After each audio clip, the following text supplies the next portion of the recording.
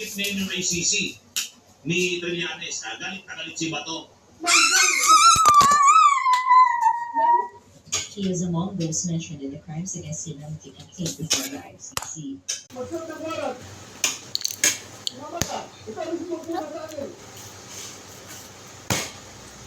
President Bongbong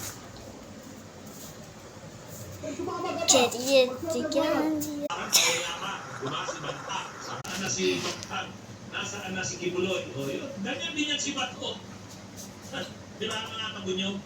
O, pag may warrant na, tama si Mansmus.